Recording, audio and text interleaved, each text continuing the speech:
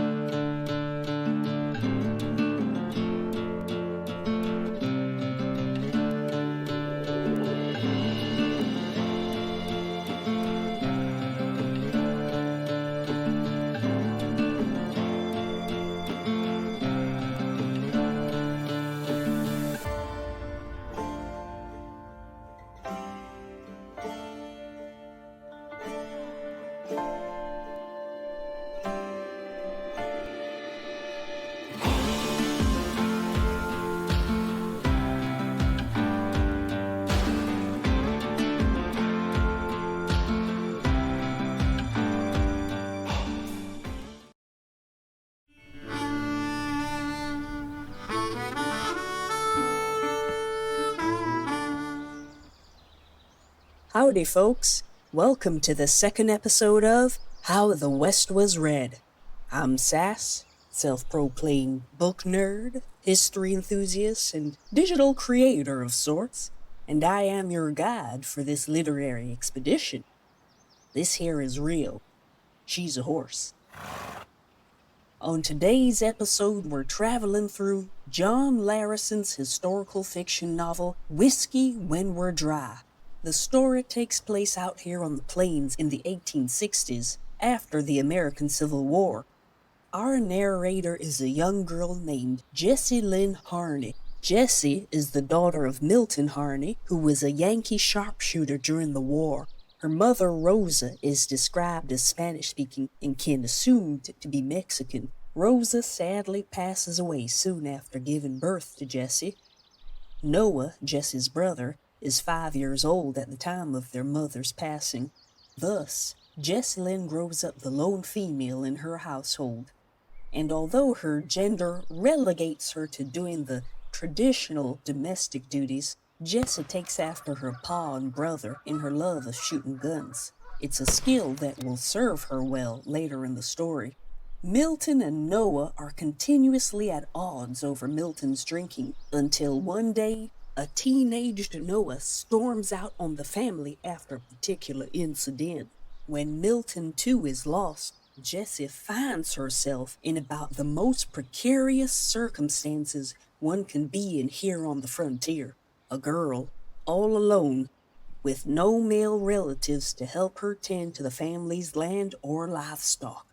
And there are neighbors and other folk who are ready and eager to snatch the Harney homestead away from Jessie. So she sets out to find Noah and bring him back home so they can live together off the family's land. To do this, Jessie disguises herself as a boy to make it easier to move about without attracting unwanted attention. Her shooting skills are so good, she's able to find employment as a guardsman for the territorial governor. And so, Jessilyn Harney becomes Jessie Straight, the new nickname given to her by the governor. But Jessie's new role is at odds with her original mission, as her brother Noah has become one of the territory's most wanted outlaws, and the governor has a personal stake in his capture. Will Jessie be able to keep her gender and identity hidden? Will she find Noah? And if so, will her allegiance be to him or the governor?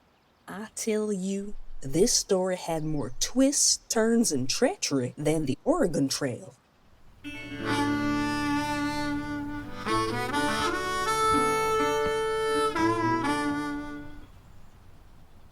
The biggest strength of Whiskey When We're Dry is the characters. Jessie had the forthright street savvy of True Grit's Maddie Ross, combined with an endearing sensitivity, while she gradually melds into a hardened male identity. She retains an observant and introspective awareness that enables her to empathize with the different people she encounters, and the plight of other women in particular. Noah Harney is an idealistic John Brown type of figure.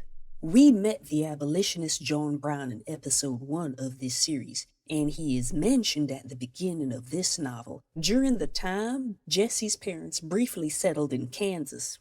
Like Brown, Noah is driven by his religious beliefs. In Noah's case, he sees himself as a God-sent Robin Hood of sorts, saving common folks from the unscrupulous businessmen who'd begun expanding their enterprises westward during the era of rapid industrialization and economic growth that commenced in the late 1870s, a period which came to be known as the Gilded Age.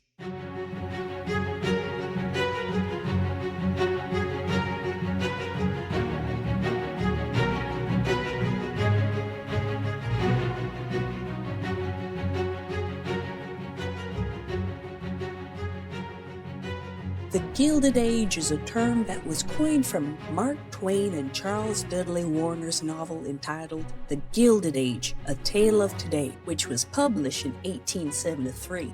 The term reflected the thin veneer of the economic excess which benefited a few wealthy families and masked burgeoning inequality and social problems. In the late 1800s, there was limited corporate regulation by the U.S. government. Between the northeastern states and western frontier expansion, the country was open for an enterprising man to make his fortune in the railroad, steel, cattle, and oil industries. The influx of European immigrants and newly freed slaves provided a cheap, readily available workforce. And those factors would be exploited by the most cutthroat of industrialists. Thus, the promise of prosperity and freedom that had abounded after the Civil War soon turned into a nightmare for the average American worker. Jesse articulates the situation as such. All across the West, families were being pushed from their homes by the dropping prices of what they produce: wheat, cattle, timber. These people who'd bled for their new day was now being forced to move again, and most went to cities where they was paid a day rate that left them in the hole, and this time with no view to stir their souls. The preeminent industrialists that emerged during this time include names you've probably heard of: Cornelius Vanderbilt, Andrew Carnegie, J.P. Morgan, and John D. Rockefeller.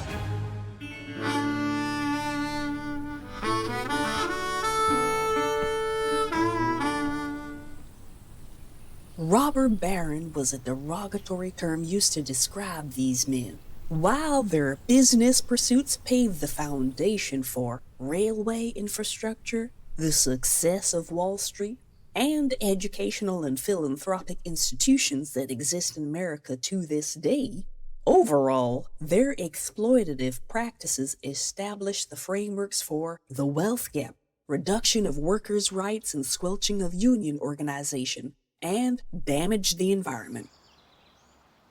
In Whiskey When We're Dry, the governor is the embodiment of this robber baron archetype.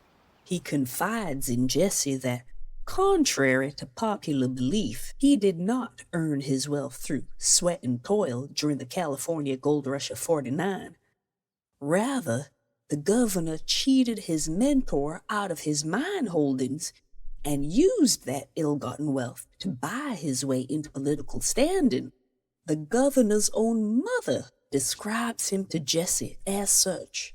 Men like my boy see this rich land and turn inward. It makes them foolhardy and narrow of thought.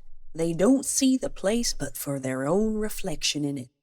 Give my boy 100 years and he will have rewritten the map of the cosmos to place himself at its center. His is a crowded hermitage. Upon first meeting the governor, Jesse is put to the test in a shootout with a man named Drummond, the governor's lead guardsman. When Jesse defeats Drummond, she is given his lead position riding alongside the governor in his horse carriage. The governor further humiliates Drummond by appointing him to mentor Jesse in shooting other types of guns. And it is clear from that moment on that Drummond no longer holds the same favor in the governor's eyes, and he's become just another man on the payroll. Later in the novel, once Drummond has gotten over this ego bruising and warmed up to Jessie some, he cautions Jessie that her standing with the governor, too, will always be precarious until the next younger or better shooter comes along. He explains to her, we ain't nothing more than bought souls. He asks us to lay down our lives in his defense. He pays us to exchange our breath for his. I don't reckon he sees men. He sees losses, profits, distractions. He might be a great man, but he ain't no man's friend. I tell you, the governor's heart was colder than the Yukon in mid-February.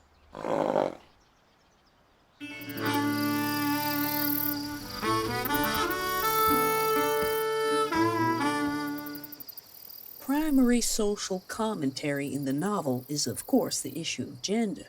When Jess first sets out in search of Noah, she encounters other females who give us insight into some of the roles and means of survival available to girls and women on the frontier.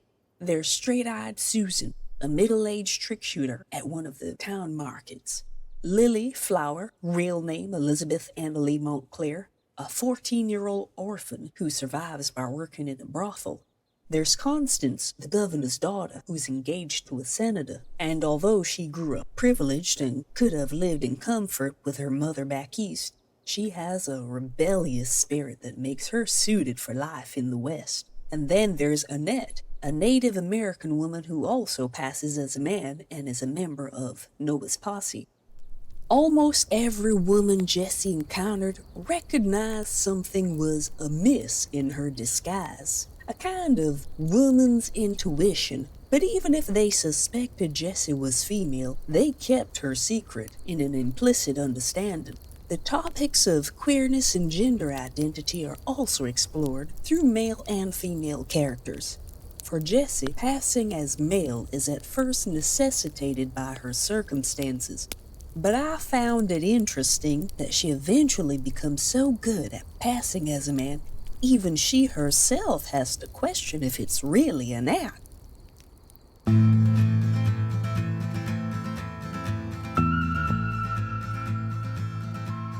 One of the most powerful passages in the book is a speech from the governor, which gave me goosebumps because of its relevance to the current state of politics.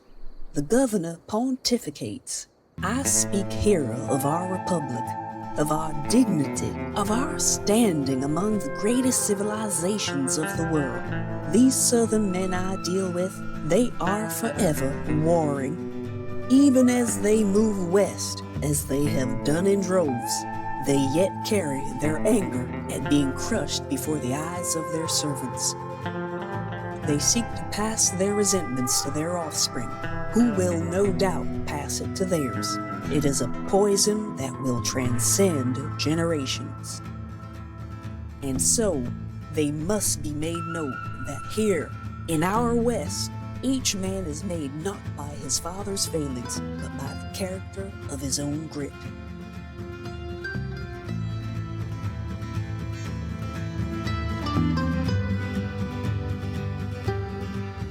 Whiskey When We're Dry is a philosophical, action-packed journey of a novel that I rated 4 out of 5 gold pieces.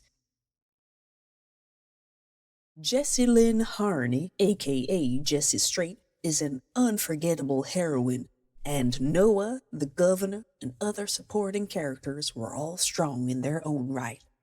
I loved seeing the West develop through these characters. Their reflections on politics, business, and gendered expectations of that era serves as a reference point for the state of our society today.